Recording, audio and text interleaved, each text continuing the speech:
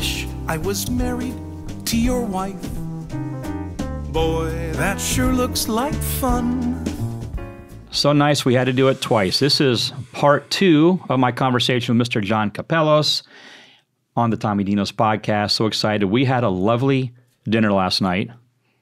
Shout out to Costa at Luca Beverly Hills. I'm waiting for my commission check, like he said. Boy, was it a good meal. It was a fantastic meal. Mm-hmm. Wonderful meal. And if you're ever in Beverly Hills, stop by. You said something interesting on the drive back home last night. You talked about the golden rule and how we treat people. I want you to talk about that. Well, it was really kind of, I hadn't really done much work. Mm-hmm. Like I worked in a restaurant. I worked for my father. I worked in record stores. I had, by the time I got a job at Second City, I was 22 when I got a job in the theater.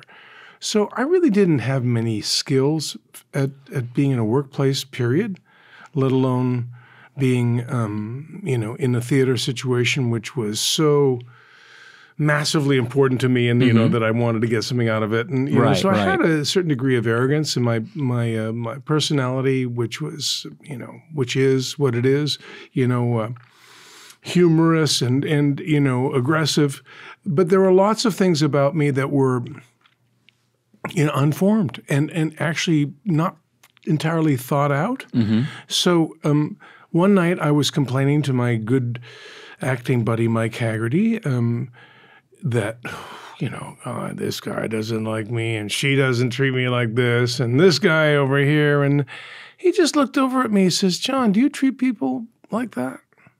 I said, "What do you mean? Like the way you'd like to be treated?" And I thought for a second, no, I don't think I do. And the light bulb went off like, wow, I've got to treat people the way I want to be treated. Well, kind of written in the Bible, do unto others, and, sort of through millennia, sort of one of the, I think, the keys to a better existence. And all of a sudden, I adapted a different way of being. And slowly, people would come backstage and say, "I hear you're really difficult to work with, but I really enjoyed it." And well, don't tell too many people. And after a while, word got out that, I was actually, good to work with, which is important in an improvisational theater. Now, not everybody loved me and not everybody, gets along perfectly, but that's just the nature of the beast. Right. But it was enough that I, got ahead. And you have to, any advice to any of my colleagues or people that are starting out is, as much of an individual as you are in the sort of world and you purport to be, you can always stand to learn from groups and be involved in a group. And I think for my being involved in Second City in that time of my life, in my early to mid to even late 20s, was very important in my development because it made me work as a team player. So you think socially it was a little difficult for you until you got into Second City. So maybe, I guess, I'm talking about maybe development of social skills and being around people because you were doing so much other work, right, with your dad. So were you really around other people, like, friends, other people, to where you were really socializing, I guess is kind of what I'm trying to get at. Yeah, I think that I've always had a bit of a difficulty in groups. I mean, I think that from an early age, I've always mistrusted the clique and sort of been in the anti-clique. So part of my getting to Second City, I went to Second City, Chicago. I was from Toronto. I was Canadian. That people chided me. I had an in with John Candy, so a few people thought maybe he didn't deserve, whatever. There's always a lot of stuff that happens. I can't really, credit anybody else for what they might have thought of me at that time. But I certainly, was used to the type of behavior that was directed at me. It wasn't the first time that I'd been like this. But the important thing about Second City was that in public school and high school, you're in school. You don't have to bond with people in a way that makes you work. Right. But in Second City, we had to work together. We had to create together. We had to survive together. So in that regard, it was, okay, you just can't walk away from a situation like this. You can't blame them entirely, as I was wont to do at the beginning, but in particular, like, oh, what are they doing? And it's like, okay, what can you do to make it better? And I have to attribute my mother, because whenever something went for that sort of philosophy, because whenever something went wrong in my life as a child, she'd always go, well, what can you do to make it better? Mm-hmm. You know, I'd walk across the street. I'd be walking in a green light, and a car would go through. And I said, Ma, I almost got hit by a car. She goes, okay. And I said, but the light was green. She goes, okay. But what could you have done better? Well, I probably could have looked both ways. Wow. I probably could have been a bit more cautious, you know. So there's always something you can learn from, even when you're absolutely in the right, but when you're absolutely in the wrong, or at least in the middle ground where you go, you know. And that's where I disagree with the philosophy of a lot of politicians, or people that say, I'm never going to apologize, I don't apologize. I think stepping up to the plate and apologizing in a true magnanimous manner is part of growth. Period. Okay. And it's particularly in the creative world. I mean, if you can't recognize a problem, then, you know, creatively, then, you know, you got problems. You know, you're not going to write a great scene. You're not going to – and Second City is about agreement in a lot of ways, you know, yes and. You know, I don't know if you know that improv. Yeah. Well, so I know it's I took an improv class. I'm trying to remember what the term was, but was it control and support? Is that what am I saying that right? Or give and support, well, whatever it is? There is certain nomenclature that's come to exist in the improvisational world. But, you know, from my vantage point, it's just agreement. Control and support works. But right. Yes and is simply the thing is like, if you say to me, hey, John, how's your brother? And I go, I don't have a brother. Boom. Scene's dead because I denied you. I said no. Okay. But if I go, yeah, my brother's good, and that book you borrowed from him, he'd like back. Now, what I've done is I've done a yes and. So I've taken and I've hit it back to you.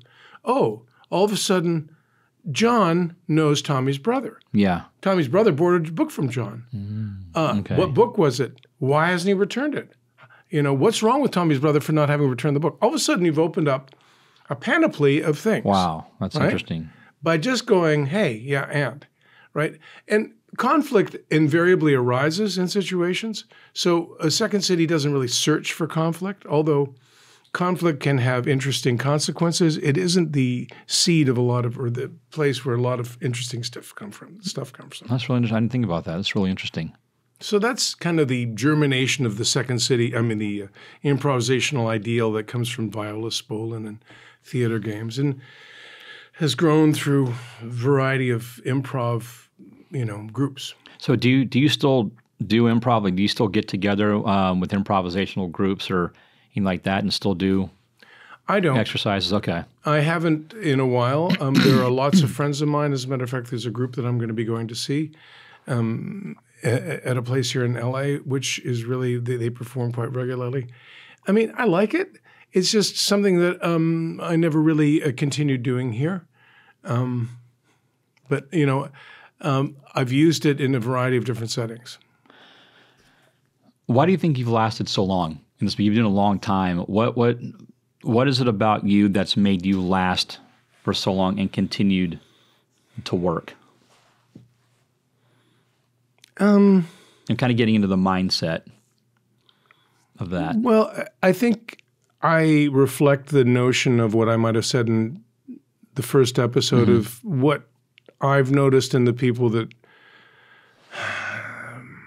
not necessarily make it, but keep on going. The more I work in show business, the more I have admiration for those who survived more than a week, a month, a year. So I just think that you have, and what I said about those people is they sort of have their own engine, a motor that's inside them. And there's something like that in me, I am, fall over, get up. Yeah. Keep on going. Good attitude for life. But in the show game, I've had friends that have gone to meetings, auditions, and have said after that, you know what? That was a horrible meeting. I was treated terribly. It was bad rejection or whatever. It can be, a scorching experience and say, I'm not doing that anymore. And these are seasoned vets that have done it for a while. So it's not like putting your hand above the fire gets any easier. Right? Okay, I got to go and do this. And It's like nobody's torturing me and putting a gun to my head and saying you got to be an actor. But by the same token, it's that passion that drives you to do it.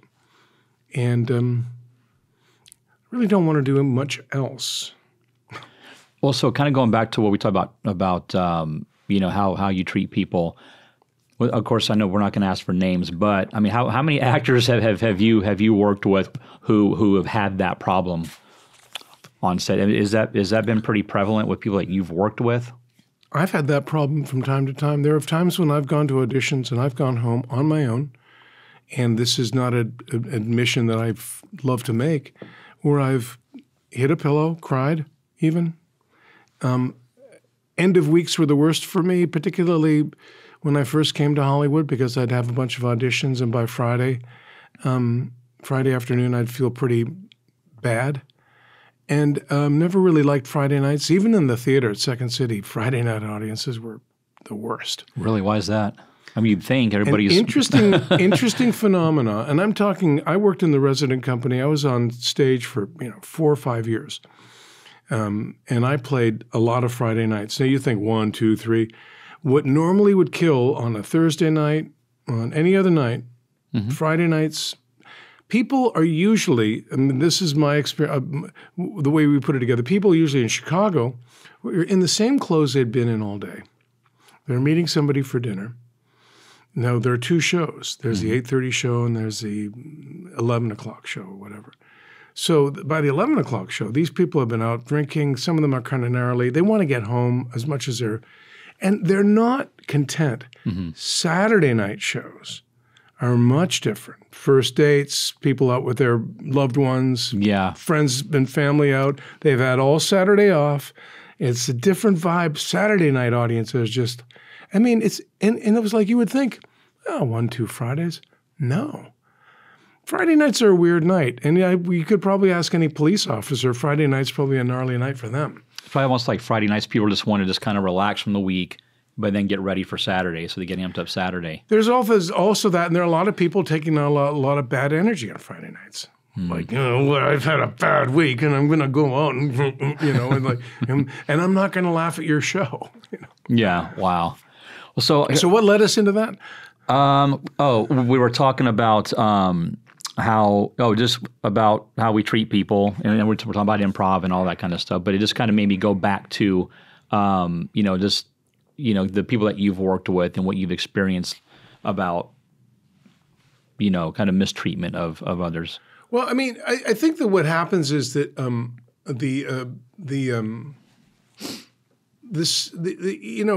various actors behave in different ways, and I've worked with actors that have been maltreated by directors and producers and people that have just said enough. And the longer you get in the business, everybody develops their life's too short list or something. I don't want to work with that person. And invariably, you have to, develop a philosophy and some protections, I don't think, I meet younger actors, and when I was younger, you think, well, when I'm in your position, but nothing really gets any easier. So do you work with first-time directors? Have you worked with first-time directors? Sure. Yeah. I work with anybody that, is, to me, displays an aptitude and talent and a willingness to involve yourself in the process and has good stuff to show. So when you're presented with a project, then are you looking at what that director's done, their experience and everything, or is there a certain look for that you have with a director? I mean, part of that's important. Part of that's important, but it's also what sort of voice do they have? If it's a first-time director, and then you meet with them and talk with them.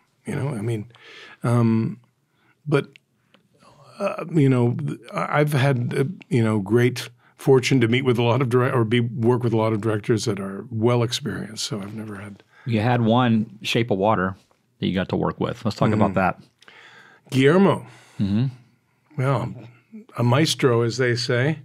He's, I think, one of the current, greats in cinema. He's got a lot of ability to just sort of communicate to you when you're working what he wants very clearly, and you know, I read about it. I grew up, you know, watching, you know, hoping for the rapport you get with a certain director. And then when you work with a director like this, I've had the good fortune of working with Sidney Lumet and, you know, John Hughes.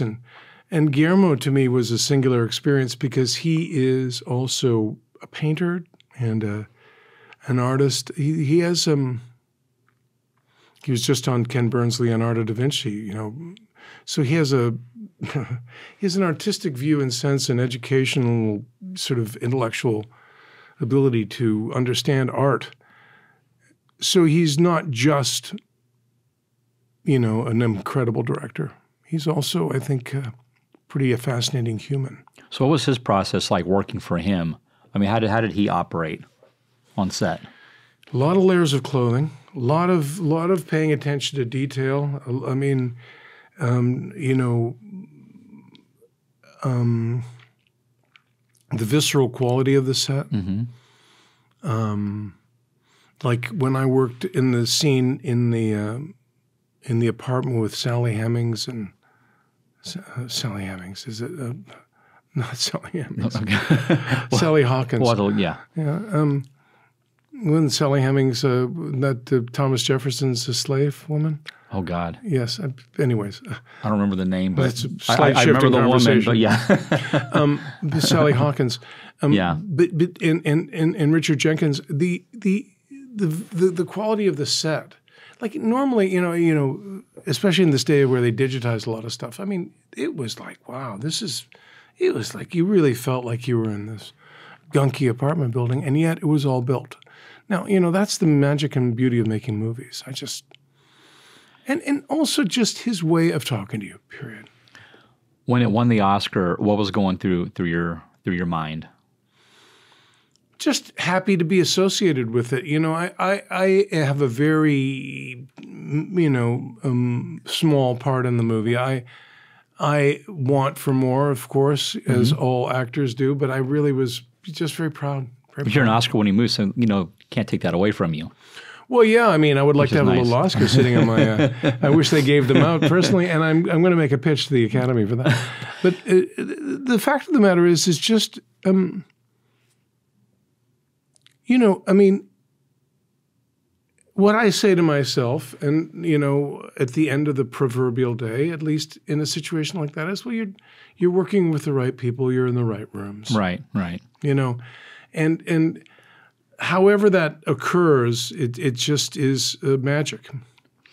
So when I said they can't take that away from you, you said the same thing in another interview about Carl the janitor, about that part. You know that you're always going to have that.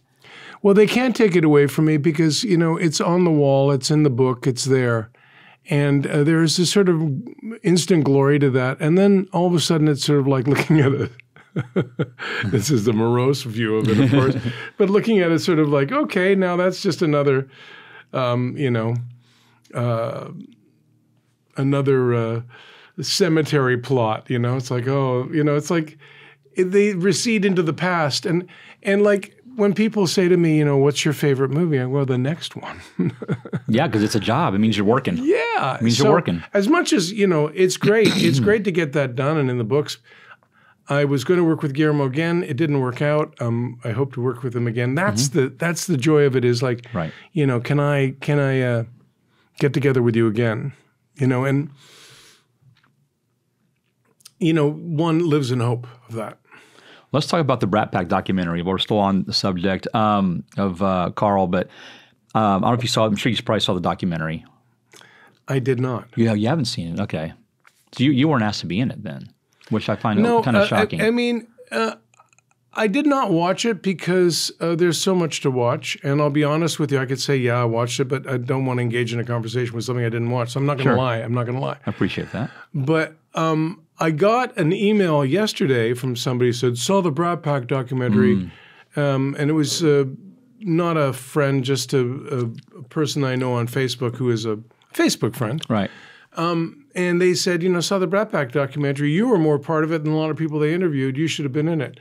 And that's precisely, you know, I was never included on that gang of people, even when I came to Chicago and worked on the movie. the publicity people. I'm not part of any of the, the poster, all that stuff. I was in the main, the big thing that John Hughes gave me, and I've said this in other interviews, and I'll thank him as the day is long, and I'll say it again, is that he gave me main cards, separate title billing in that movie, which gave me a credibility in the business. He went, here you go. And that was not negotiated by me. It was given to me by John. And that was phenomenal. So what does that mean exactly?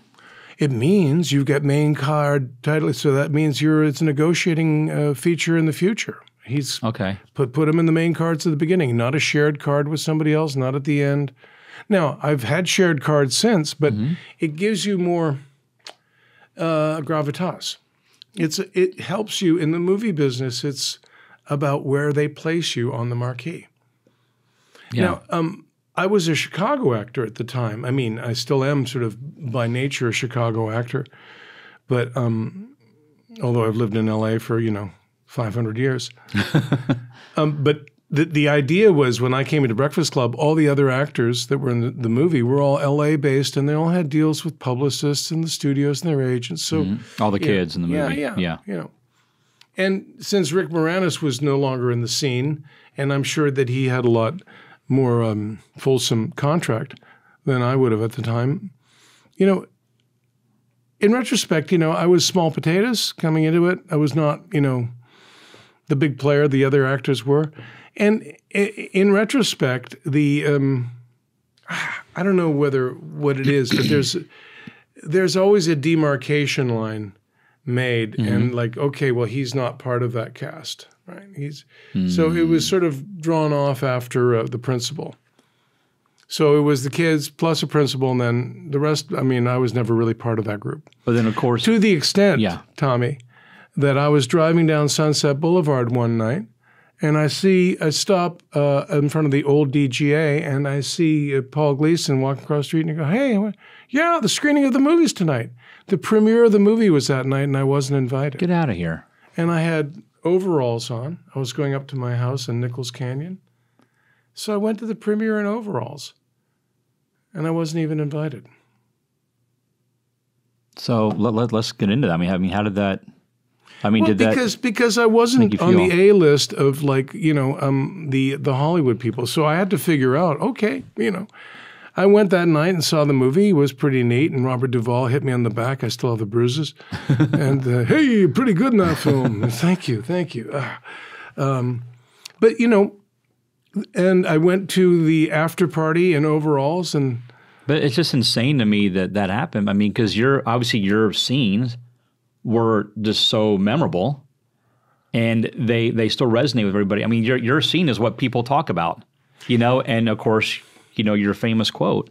So I mean, how do they? Well, but I'm only in the film for about 4 minutes, so whatever. But it's a memorable 4 minutes. I mean, that's what I'm getting at. Well, I mean, it's just the way it was. It's not like you were passing through in a scene, just waving and sweeping and with no line. It's just Hollywood is Hollyweird, and the powers that be and the people that do things, they have their opinions and they have their ways of doing things, and it's just as simple as I don't know. You've seen the silly movie The Party of being on the list, the movie The Party with Peter Sellers. Oh well, this guy is mistakenly invited to a party because they want to fire him, but they put him on the wrong list. He's invited to a big party. And he creates havoc at the party. It's a very funny movie. But the fact of the matter is, it's just being on lists. He's on the...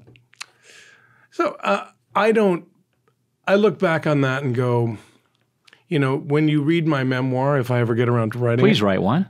Please write one. If I ever get around to writing one, I'll be pretty explicit about that period, because there was a lot of just strange ego stuff done. And I even went to the party at Wolfgang Puck's just over here above Sunset Boulevard, and was asked to leave after the party, at the party. For what reason? Because I wasn't really part on the list. And I was hanging there with John Hughes and everybody, and you're not going to believe it when they just looked over and went, okay, well, I guess you got to go. You got to be kidding me. So I left. I mean, that's incredible. Sad but And true. John didn't say no. He's No, I mean, it was a weird night, and again, he was caught up with his group of people, and they sort of hustled me out. And I mean, did you say, "Hey, well, I'm in the gotta go, I'm movie, leaving," or did you tell John, "Hey, I went to the DGA kicking me screening out. of the Directors Guild screening of Shape of Water, and afterwards I went up to Richard Jenkins and Sally Hawkins, saying hi, and they went hi. I said, "Hi, John Kapelos, nice to meet you. Really enjoyed the movie." Oh, they went, "Thank you, thank you." I said, I looked at them and I realized they didn't know who I was.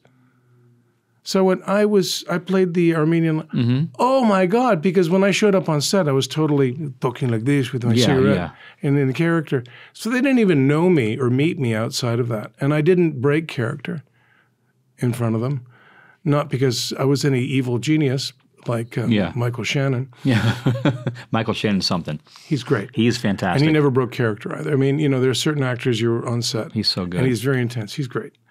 No flies on him. And there were no flies on him. But and so it was funny. They didn't realize who I mean, they didn't recognize who I was. Recognize, whatever. And it's interesting you tell that story, and I appreciate that story because, you have so many people who want to be famous, they want to be in those parties, they want to be part of the crowd, but you, as wonderful as actors you are, and you got this great part in this movie, you're asked to. Tommy, I've never told that crazy. Wolfgang Puck story out loud, and I don't know whether I've even told that story about this screening. Crazy. I think they're not, they're not like, wow, John Kapelos was really excited and people loved him in Hollywood. He was really well loved and welcomed. No. I mean, for the most part, people don't want you to be anywhere, right? You have to sort of fight for your space. And, God, who are you? Why are you story. here? Oh, you're in the movie? Right. Are you on the list? I mean, the gatekeepers at these events are always the fun ones. I still the find red this carpet insane. gatekeepers. What film are you with? Oh, yeah? I've never seen you before. Okay. God, that's incredible. No, it's. But is it par for the course? Were you in Cub Scouts? I was not in Cub Scouts. Well, in Canada, they had this Cub Scout game, where all the boys would everybody would spread their legs and one kid would have to go through, and every kid would take a whack at him as he went, right? And at the end of the thing, he would get up and spread his legs, and the kid at the end would turn around and go through. So every kid had to go through, and everybody would take a whack at him as he went through. Right. And that's kind of the way show business is. Wow, what a comparison. What a comparison. Everybody needs to take a whack at you. Now, it may not be for everyone. It may not be for Ariana Grande or, I'm picking a name out of a hat. It may not be for people, but, it's a tough process. And I would even say that it's really, and my experiences compared to some other people's are very mild compared to, what happened to Corey Haim and those kids, River, what happens to kids, and what happens to women, And, I could probably tell you Me Too moments where not that I was a perpetrator, but where people were, trying to hit on me. But, I was okay to deal with myself. But I think that there are lots of people that are preyed upon and are hurt in ways that they probably, they don't get the gift of being semi-famous, getting on a podcast and talking about it. Jesus. But it's not bad. It's not bad. I survived that in a really good way. And I often find that experiences like that, Tommy, are character building. Oh, you don't want me around? Okay. And I still got the bruises on my back from Robert Duvall saying, "Good job," And that meant more to me than anything that night. So did you have a little bit of a chip on your shoulder after that for a while? I think I've probably had a bit of a chip on my shoulder in certain ways since I was younger, but I've tried to sand it down. And a big part of sanding it down was the golden rule thing. But no,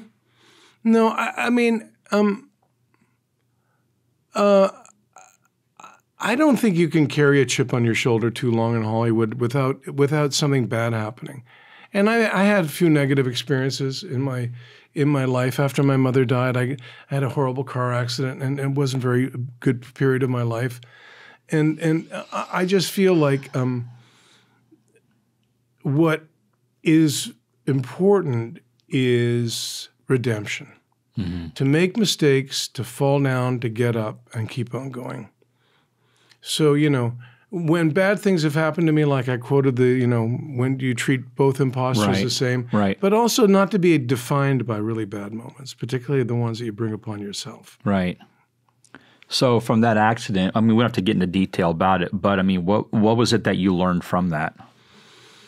Well, I learned never to drive drunk again, and I also learned never to indulge in so much self-pity. I think I was really, really in a morass after my mother died of deep sense of self-pity and I don't know. I was alienated from my siblings. I think it was probably the lowest point in my adult life. And, I've worked with a few people where they go, you don't know what my pain is like. You don't know what my pain is like. That, and then they're uncorking something and doing something. And like when you get into, and I was kind of like, well, you really don't understand, Tommy, how I feel. Yeah. You just don't get it. And then you're into the room where maybe I don't get it, and maybe your pain is miraculously deep, but then do something about it. Do something about it. Don't drive a car into a wall. Don't hurt somebody. Don't, whatever. Don't self-destruct. And the important thing is that I didn't die. I didn't hurt anybody, kill anybody, and I didn't. What I did learn was that had that happened, it would have changed me immeasurably. And I'm glad that I didn't in my car accident. And also in my pulling myself out of it, I really found out who my friends and family were. I always knew who my family were, but the ones in my family who, were like, I'm there for you. And friends, the ones I thought were, hey, I thought I'd hear from you. Yeah, well, I really didn't know what to say. Really? You didn't have to say anything. And, a big life lesson. And also, again, going back to me, what could I have done? Indulging in self-pity. Yeah, my mother died. I was 40 years old. My mom died. And I, like every good Greek boy, I was pretty attached to my mom. And like, I didn't handle it well. I didn't handle it well with my siblings. My older brother and sister really exhibited a great deal of love and, a great deal of patience with me. Mm-hmm. We talked about my mother, how, she passed away, of course, too. But yeah, that rocked my world absolutely because I was like this with my mother, right? But my siblings were, different with me than they were for you. I had my siblings there because we were all in it together. Yeah. And I was lucky and blessed to have that. But yeah, it was life altering. How it was for you? When you lose the mother, the father was bad enough, but then the mother's a whole different loss, a whole different pain. At least for us it was, I think. Well, my dad went so suddenly, and I was 24 and so young, so I've never really had the opportunity to experience I experienced the loss of my father, but sort of not the natural loss that happens sort of too quickly. But, pardon me, my mom, I think the thing that and even when Dad died, what we realized is that we all have different relationships. So like my brother was mourning a different father than I was mourning. My father were tighter than I was, and I was mourning a different sort of relationship with my mother than my sister was, because so everybody had their own experience of loss. And, it's the natural order. I think, I've had friends and people that have lost their own children. Right. And to me, we can't discuss that because that's just horrendous. Sure. Well, so, but the silver lining in is that I know that my mother and father would not have wanted me to define myself by any sort of serious tragedy, particularly that was, was a result of their demise. So I really had to. It was really a new resolve and beginning for me. Yeah. And I'm not glad my 40-year-old car accident happened. I mean, my accident at the age of 40 happened, but I am fortunate that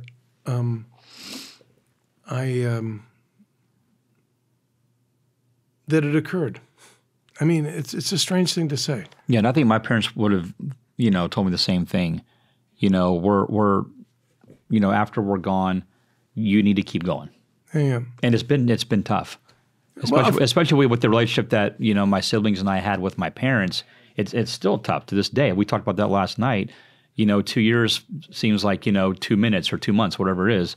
So it still feels fresh. Yeah. Is it going to always be that way? Maybe. Who knows? But we still have to find a way to.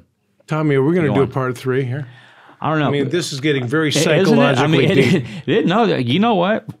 I'd be happy to do a part 3 at some point if we have to. But next year. Next year. Let's only a month away. It is true. Yeah, back in January. I'll come back right at the new year. Let's get more into. I want to talk about Roxanne. Let's talk about some happy stuff now. I want to talk about Roxanne. I adore Roxanne. You got to work with Steve Martin. You got to work with Daryl Hannah, Shelley Duvall, who's passed away. What was it like working with Shelley Duvall? Shelley was fun.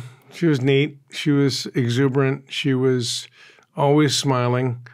She was effervescent. She was enthusiastic, all the E words. Mm-hmm. She was also, as well as energetic, she was endearing, and she was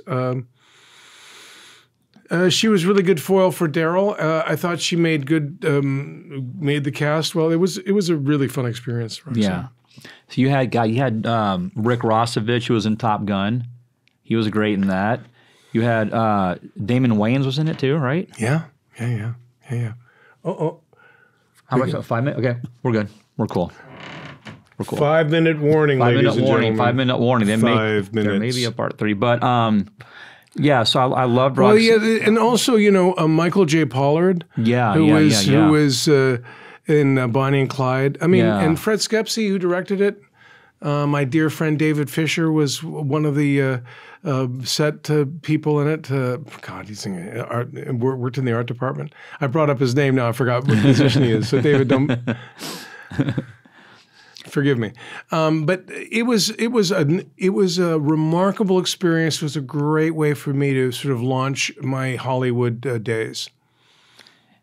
Jackie Gleason, Tom Hanks, you got to work with. Nothing in Common, which another movie, underrated movie. Tom Hanks, underrated movie. He's gone on to become, the uber actor of our time. He was just so on fire in Nothing in Common. Just, gosh. I mean, and again, a good movie, but just his abilities were just crackling. And just, Gary Marshall, that was just fun. And a lot of Second City people in that. What's next on the horizon for you now? Right now, we are talking to a couple streaming places for this series that I've got called The Mayor of Koreatown. Mm-hmm. And that is in the works. Also, there's a movie, Traveling with My Father, that we're looking to finish getting the financing for, which is a Greek-Australian co-pro. Mm. And I am going to record some more music and looking to do that probably, obviously in the new year, but probably more in the springtime. Okay. I'm not exactly sure how many tunes I'm going to do. I'm going to rework the Greek blues and a couple of other things. And I've been writing some new stuff. And I'm also working on short stories. So. Okay, so you're doing a lot of writing. Yeah. Okay, which is, I know, that could be a whole other conversation just about writing in general. Yeah, I mean, writing is, about it. We can talk about it. Sometimes it can be excruciatingly lonely. yeah. Lonely. And boring. I've written a couple of screenplays myself. Yeah, it's the first draft. When you finish that, then the most fun is when you get to go back and polish. That's kind of what Stallone says about writing. And I just the other day resolved to start working back on my Greek again. So I picked up a Greek grammar book, and I've been doing that. And I've been working on my music skills, but I work on that. So next time we see each other, we're both going to be our Greek, two different Greek people, two different Whole Greek men. interview in Greek. Whole interview in Greek. You heard it. He called it. We're gonna. I think we need to try that one time. I think it's gonna be a lot of laughs.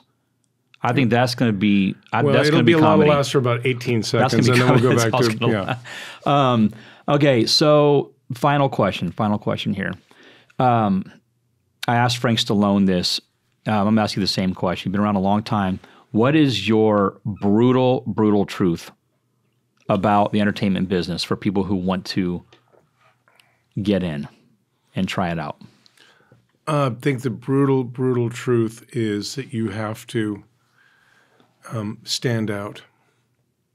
I don't think I appreciated the nature of the society now is such that you've just got to stand out.